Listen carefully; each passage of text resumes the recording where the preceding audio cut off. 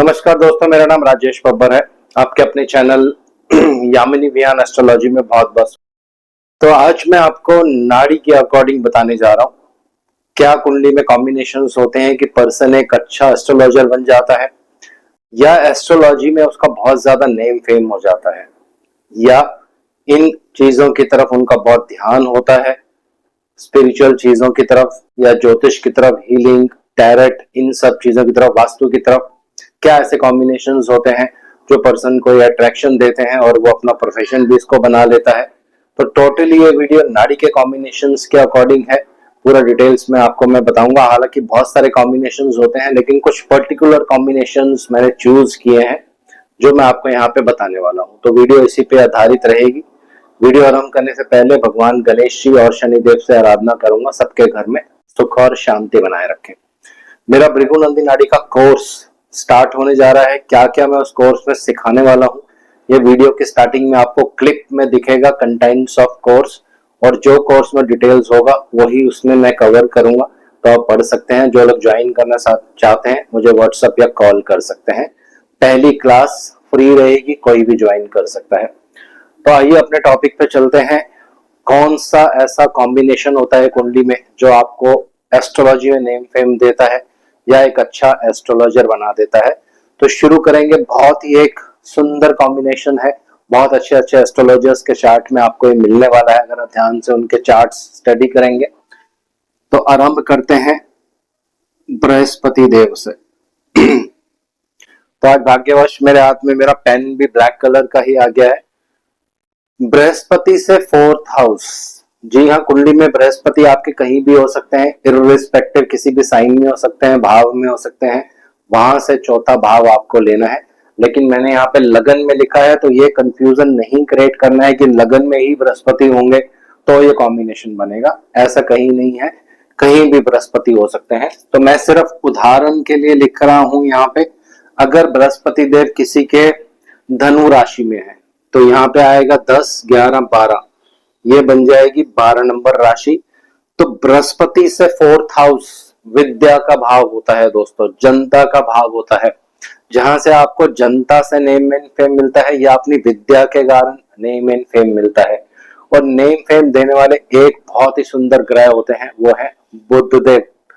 अगर बुध देव उसी कुंडली में यहाँ पे विराजमान हो, क्योंकि यहाँ 6 नंबर साइन आएगा, और साथ में हो इनके सूर्य देव, तो ऐसे व्यक्ति एस्ट्रोलॉजी में बहुत नेम फेम कमाते हैं लेटर स्टेजेस ऑफ लाइफ में दोस्तों। स्टार्टिंग में नहीं, स्टार्टिंग में जो उनका प्रोफेशन होगा वो होगा, लेकिन कहीं ना कहीं उनके मन में, क्योंकि 4th हाउस आपका मन भी होता है, क्योंकि ये काल पुरुष की कुंडली में चौथा भाव चंद्रमा के अंदर आता है। तो बृहस्पति से चौथा भाव इमोशंस, मन, आपकी विद्या सीखने की इच्छा, इसको इंडिकेट करता है। तो जब उच्च के बुध और सूर्यदेव एक स्पिरिचुअल प्लैनेट है जो ज्योतिष भी सिखाते हैं आपको, जब इस भाव पर दृष्टि डालेंगे तो 100% ऐसे व्यक्ति ज्योतिष के नाम में बहुत ऊंचे स्थान पर होते हैं या उनकी नॉलेज बहुत ही अच्छी होती है दोस्तों। ये पहला कॉम्बिनेशन है, लेकिन ये देता लेटर स्टेजेस ऑफ लाइफ में ही रिजल्ट है। लेकिन छोटी उम्र से ही, क्योंकि ये विद्या का भाव है, बृहस्पति से चौथा भाव है, आपका मन है, तो कहीं ना कहीं आपका मन इन विद्याओं को सीखने के लिए हमेशा तत्पर रहेगा। और स्टेप बाय स्टेप जैसे जैसे लाइफ आगे बढ़ती है, शनिदेव का राउंड लाइफ में चेंज होता है, तो फिर आप इस तरफ कदम रखते हैं। ये पहला कॉम्बिनेशन है। अब दूसरा कॉम्बिनेशन है, अगर किसी के बृहस्पति 12 नंबर में है तो 1, 2, 3 यहां बनेगा चौथा भाव, और यहां पर इसको थोड़ा सा, यहां पे अगर बुध देव है और साथ में सूर्य देव है, तो भी आप मान के चलिए ऐसे व्यक्ति अच्छे एस्ट्रोलॉजर्स होते हैं दोस्तों। हालांकि यहाँ बुध देव और सूर्य देव धनु राशि में है, उच्च राशि में नहीं है बुधदेव, परंतु धनु राशि ये भगवान बृहस्पति की ही राशि होती है, एजुकेशन की राशि है, रिलीजन की राशि है, स्पिरिचुअल चीजों को इंडिकेट करती है। तो बृहस्पति से चौथा भाव बहुत इंपॉर्टेंट होता है दोस्तों। पूरी कुंडली में सबसे महत्वपूर्ण भाव यही होता है। तो यहाँ पे जब बुध और सूर्य का इकट्ठा प्रभाव पड़ेगा तो ऐसे व्यक्ति फॉर्च्यून टेलर्स होते हैं, ज्योतिष करते हैं, इसी को अपना प्रोफेशन भी बना लेते हैं। कुछ लोग सिर्फ सीखने की इच्छा से उनका मन करता है ज्योतिष सीखने का, क्योंकि चौथा भाव जैसे मैंने आपको बताया मन का भाव है। तो ये विद्या सीखने में आपके ये दो प्लैनेट्स मदद करते हैं, क्योंकि सूर्य देव स्पिरिचुअल प्लैनेट है, बुध देव पब्लिसिटी देते हैं दोस्तों, नेम एंड फेम देते हैं। तो इसीलिए ये कॉम्बिनेशन जब किसी कुंडली में बने तो ये रिजल्ट्स देखने को मिलते हैं। इसके अलावा बृहस्पति से चौथे भाव में ही अगर धनु राशि हो, मान लीजिए किसी के बृहस्पति 6 नंबर राशि में है, तो उदाहरण लिख लेते हैं। अगर किसी के बृहस्पति देव 6 नंबर राशि में होंगे तो 7, 8, 9 यहाँ धनु राशि आएगी। ऐसे केसेस में भी बहुत से व्यक्ति ज्योतिष की तरफ उनकी रुचि होती है, क्योंकि उनके चौथे भाव में धनु राशि आ गई। धनु राशि मैंने पहले आपको सारी चीजें बता दी हैं, धनु राशि किस साइन किस चीज को इंडिकेट करती है। तो ये एक बहुत ही महत्वपूर्ण कॉम्बिनेशन है, इसको आप नोट कर सकते हैं। अब एक और कॉम्बिनेशन लेते हैं। किसी की भी कुंडली में अगर शनि और बुध और शनि और चंद्र एक साथ हैं, अब अगर किसी की कुंडली में उदाहरण के लिए किसी का कर्क लगन है, लगन में शनि और चंद्रदेव विराजमान है, और इन पर अगर बृहस्पति का प्रभाव है, ये कॉम्बिनेशन अगर बनता है, तो अगर ये कॉम्बिनेशन होगा तो कहीं ना कहीं ये पर्सन ज्योतिष में इन्वॉल्व होता है, ज्योतिष सिखा भी सकता है, क्योंकि शनि और गुरु, शनिदेव क्षमा करूंगा, शनिदेव और गुरुदेव दोनों टीचिंग को इंडिकेट करते हैं। जब इनका कॉम्बिनेशन बनता है कुंडली में तो व्यक्ति ज्योतिष सीखता भी है और सिखाने में भी बहुत निपुण होता है। तो अगर ये कॉम्बिनेशन बनता है तो ऐसे लोग ज्योतिष की तरफ बहुत रुचि रखते हैं और अच्छे फॉर्च्यून टेलर्स होते हैं। अगर शनि चंद्र एक साथ हों और इनको मंगल देखते हों, ये मंगल कहीं से भी देख सकते हैं, लेकिन अष्टम दृष्टि, ये मंगल कहीं से भी देख सकते हैं, लेकिन ज्यादातर इसमें चौथा एस्पेक्ट होगा तो ये बहुत अच्छा रिजल्ट देता है। तो ऐसे पर्सन्स फॉर्च्यून टेलर्स होते हैं दोस्तों। शनि चंद्र एक साथ, मंगल की दृष्टि, तो फॉर्च्यून टेलर्स ऐसे व्यक्ति होते हैं दोस्तों। ये भी बहुत अच्छा कॉम्बिनेशन है। अब किसी की भी कुंडली में, मैं यहाँ पे राशि नहीं लिख रहा हूं, उदाहरण के लिए शनि देव कहीं भी हो सकते हैं, राशि और भाव इसमें मैटर नहीं करता है।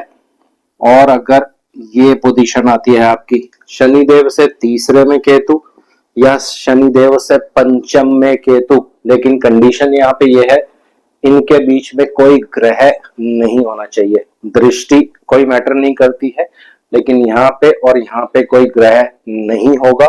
तो ऐसे व्यक्ति 48-50 साल के बाद जब शनि आगे बढ़ते हैं अपने जीवन में, अपने राउंड्स चेंज करते हैं, तो ये ज्योतिष के बहुत निपुण एस्ट्रोलॉजर्स माने जाते हैं दोस्तों।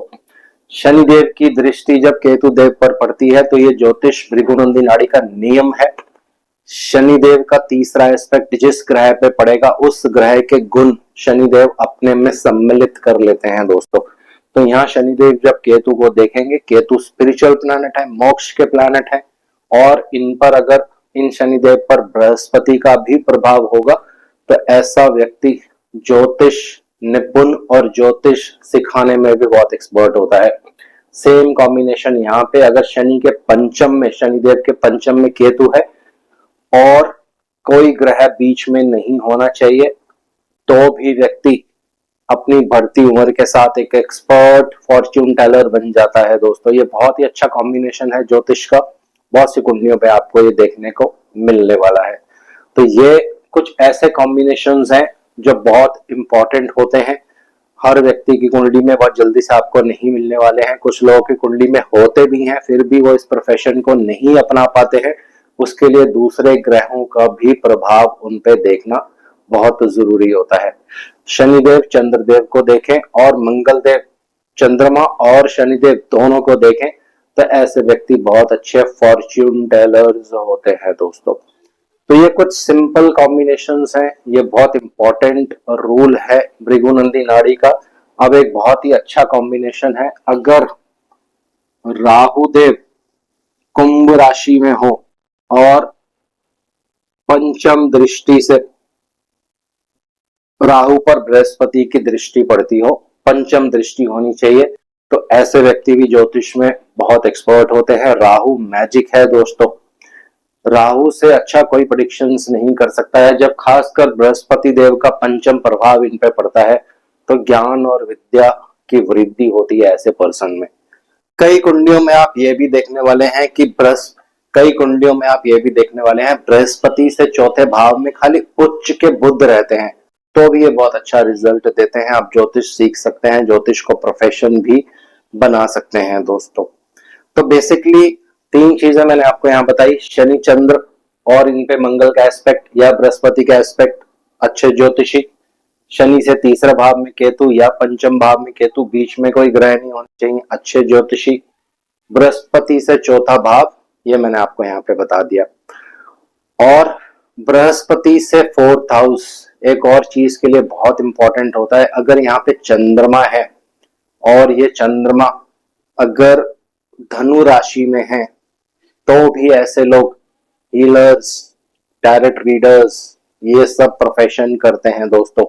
बृहस्पति से चंद्रमा 4th हाउस में हो, मान लीजिए किसी के बृहस्पति 6 नंबर में है, उनसे चौथे भाव में चंद्रमा हो 9 नंबर साइन में, 9 नंबर साइन रिलीजन का होता है, चंद्रमा हीलिंग का प्लैनेट है, दवाइयों का कारक भी चंद्रमा माना जाता है।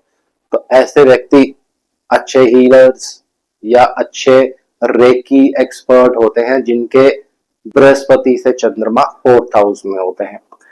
तो ये नेम एंड फेम का हाउस है 4th हाउस। जब भी बृहस्पति से चंद्रमा 4th हाउस में रहेंगे, अगर आप अपने जन्म स्थान से दूर जाके ऐसा कार्य करेंगे तो वहां पे बहुत जल्दी आपको नेम फेम मिलने वाला है दोस्तों। तो सिंपल कॉम्बिनेशंस हैं, और भी ऐसे बहुत सारे कॉम्बिनेशंस होते हैं जो एस्ट्रोलॉजी ज्योतिष की तरफ इंडिकेट करते हैं, लेकिन इन सब में ये प्राइम कॉम्बिनेशंस हैं। अब मैं आपको एक चार्ट दिखाने जा रहा हूँ बीवी रमन सर का, कुछ कॉम्बिनेशंस में उसमें आपको बताऊंगा। बहुत ही अच्छा चार्ट है, ध्यान से इसको देखिए। शनि और चंद्र बीवी रमन सर की कुंडली में एक साथ हैं, 11 नंबर उनका लगन है और उनके बृहस्पति यहाँ पे हैं दोस्तों। तो जो रूल मैंने आपको बताया यहाँ पे फुल्ली एक्टिव होता है, बहुत अच्छा यहाँ पे कॉम्बिनेशन है। और उनके बुधदेव यहाँ पे, हालांकि उनके बुधदेव वक्री हैं, सिंह राशि में है। तो 1 2 3 4 बृहस्पति से चौथा भाव, इसको बुधदेव का एस्पेक्ट है। तो कॉम्बिनेशंस जो मैंने आपको बताया ये बीवी रमन सर की कुंडली है, पूरी कुंडली में यहाँ पे नहीं लिख रहा हूं। तो जब भी बृहस्पति से चौथे भाव पर बुधदेव का एस्पेक्ट होता है और वो बुधदेव अगर स्पिरिचुअल साइंस में है 9 नंबर 5 नंबर, तो ये व्यक्ति को ज्योतिष में बहुत ऊंचाइयों पे लेके जाते हैं, बहुत ज्यादा उनको नेम फेम मिलता है। तो सर के बारे में मेरे ख्याल से कुछ बताने की जरूरत नहीं है, वर्ल्ड के नंबर 1 एस्ट्रोलॉजर रहे अपने टाइम पे वो, और ऐसी प्रेडिक्शन शायद ही ज्योतिष में किसी ने किया हो।